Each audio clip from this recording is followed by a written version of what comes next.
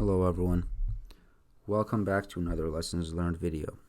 Today we're going to focus on drawing chair conformations of 6-membered rings in organic chemistry.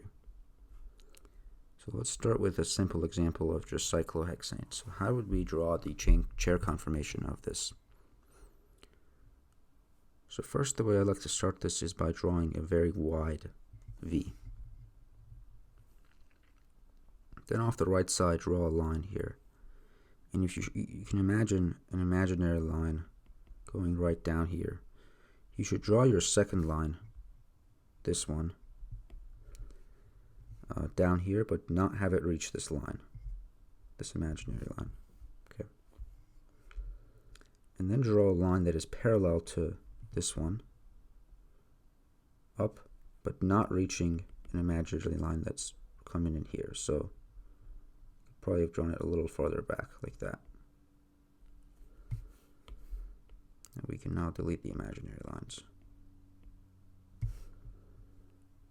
Then you can draw a line that is parallel to this one, off of this, and then connect it to that end. So now you have your chair conformation. Now that's if you draw it right-sided, you can also draw it left-sided. So again, begin with a V, and you can imagine the line again, and draw it not hitting that line.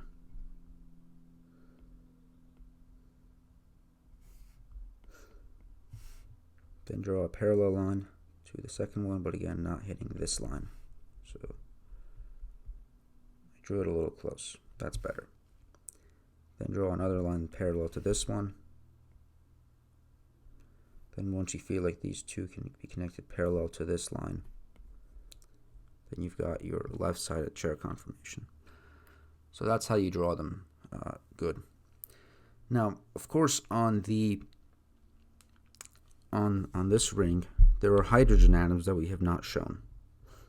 So for example, there are 2 hydrogen atoms per carbon atom. There are hydrogens all over here. And we haven't shown any of them in the chair conformation, so we can practice doing that, so that if we have other substituents, we can know how to position them correctly. So we have 2 types of bonds on these chair conformations. We have what are called axial bonds, then we have what are called equatorial bonds. I'll make the axials in this color. So axial would mean that it goes either directly up or down. So this hydrogen here is axial. And the way you know that it goes up and not down in this case is because the 2 bonds that connect to the hydrogen are both pointing upward, right? So therefore the axial position is going to point up.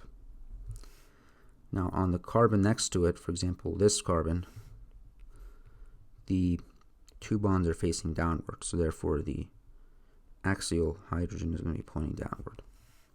On the next one, the bonds are pointing upward, so this hydrogen is going to point up, and here it's down, here it's up, so it alternates. Now that's only one of the hydrogens on the carbons. There's also another type of bond, and that is equatorial. So this is an equatorial position that I'm not drawing red. Now, the way we should draw these, you're going to draw them, so if this one's up, the equatorial is going to be down, but it's not going to be exactly down like this. That is not correct. Okay, it's going to be slanted, and the angle it's going to be slanted is going to be depending on the bonds of the 2 carbons that are next to it. So for example, pay attention to this carbon, right? If you look at the 2 carbons that are next to it, so this one and this one, they both have bonds next to them that face downward at an angle. You want to form your equatorial bond at that same angle. So it's kind of this type of angle, so you want to use the same one to form this. So this is correct. This is a downward facing equatorial bond on the carbon. So notice how it's parallel to, or almost parallel to that line. We can draw it a little better. That's a different tool. Okay, right, like that. Now, I think in the process I accidentally deleted one of the equatorial bonds. So there's the other one. So let's try it on this carbon, right? This carbon has the two carbons next to it, and those two carbons are going to form bonds that form kind of up and to the right. So you want to try and draw the hydrogen parallel to that plane. Then here in this case, this carbon, it has this carbon and this carbon bond, and the equatorial hydrogen is going to be parallel to those two. It's going to look like that. Then for this hydrogen, it's pointing up and to the left because of these two bonds. Then the hydrogen that's here, it's going to be pointing up and to the right because of these two bonds. And again, they're always one carbon away. So one carbon away, then the bond here, and the bond here. So now go ahead and try to practice doing the same thing on this left-sided chair here. So try it on your own first. So let's show how to do this. So there's hydrogens facing up, hydrogens facing down, facing up, facing down, facing up, facing down. And these are the equatorial carbons. Not the equatorial carbons, but the equatorial bonds. Now, these are axial, actually. These are axial, because I just drew them in. Yeah, these are axial, so that's my mistake. Equatorial is going to look like this. There's one facing down, one facing slightly upward.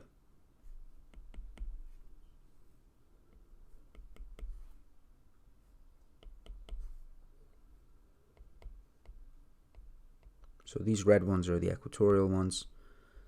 Then these other ones are the axial ones.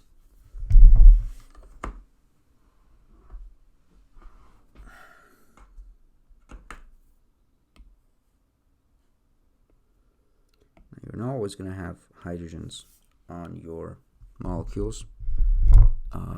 Sometimes you might have a different group, and you don't really need to draw the hydrogens in these structures. However, the reason we practice doing them there is so that if you have another substituent that is not a hydrogen, you know how to draw it. So let's do an example where we have a methyl group on one of the carbons. And so now we would know how to do the methyl group. So drawing both chairs for this structure here. Begin with the wide V, the little line that doesn't go over this imaginary line. Right. Then this, and you get the chair conformation there. For the left-sided chair,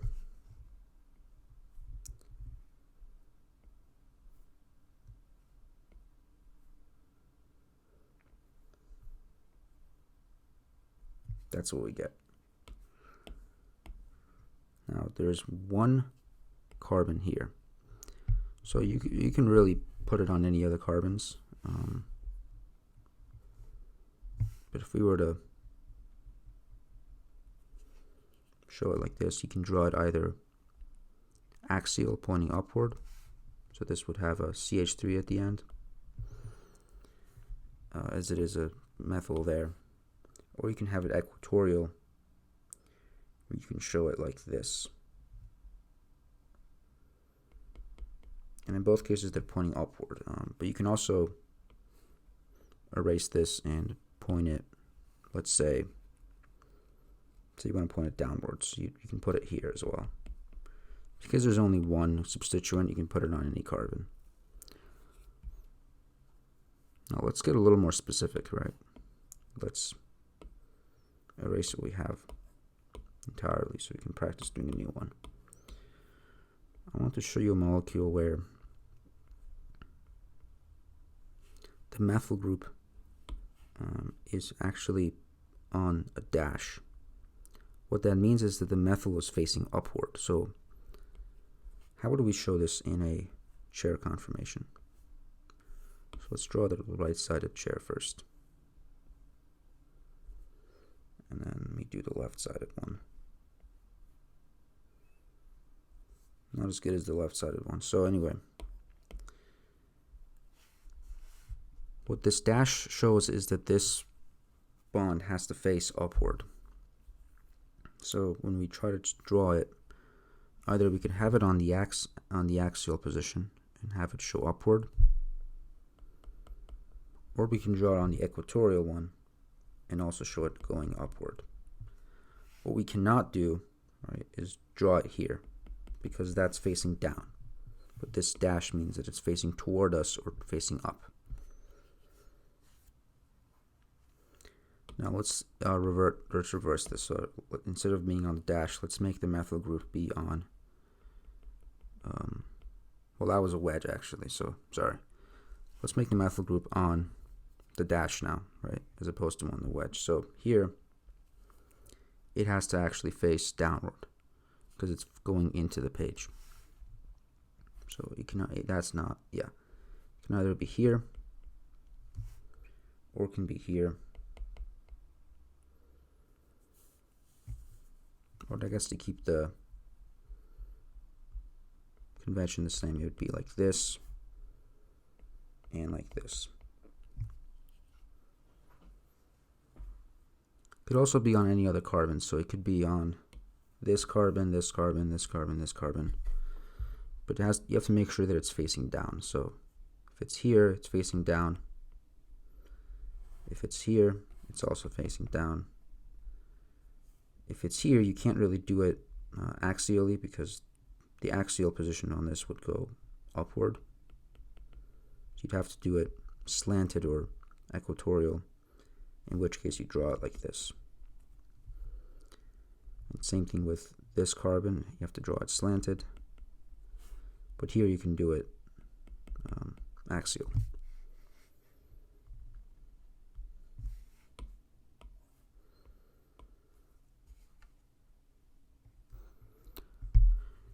So let's get into this example problem. So here we have facing upward a hydroxyl group, and then let's just do it. We also have facing upward a isopropyl group.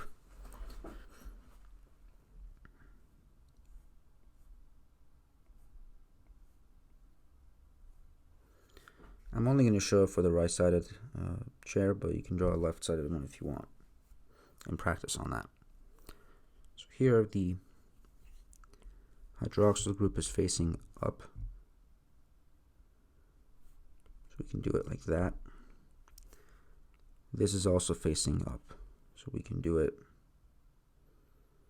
And it's 2 carbons, so it's 3 carbons away because 1, 2, 3, right? So 1, 2, 3, it'd be on this carbon. If we were to face it up on that carbon, it would be going in a equatorial position, but here it's axial.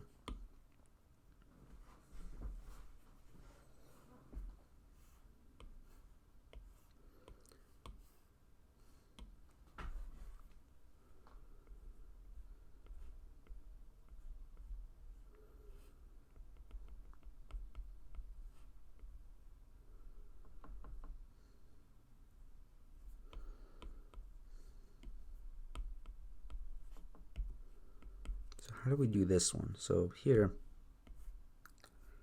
we can draw, let's do a left-sided ring for sake of practice. But you could also do a right-sided one.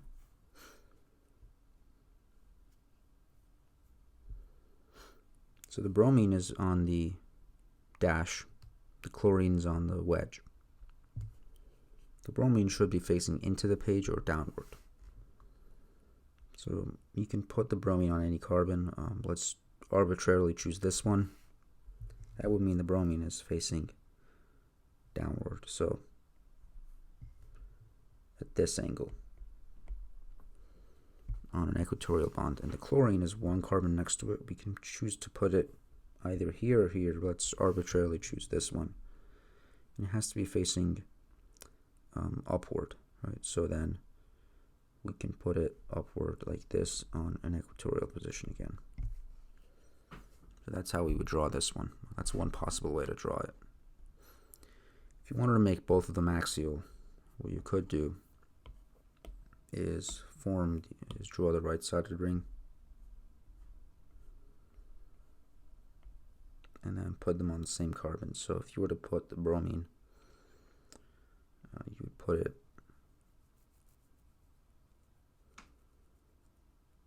let's say here, right? And it's facing downward in this case, therefore it has to be facing downward here as well. The chlorine's facing up here, so therefore it has to be facing up as well. So notice how they're facing the same directions really. They're facing upward, upward here, down here, down here. But this one is, they're both equatorial. Yeah, they're both equatorial, while here they're both axial. So if you draw the bonds on the same carbons and you change the ring, basically change the ring sidedness, so either right-sided or left-sided, you will not change the up or down position of the bonds, but you will change the equatorial axial position of them. So I hope that was helpful, and thank you for watching.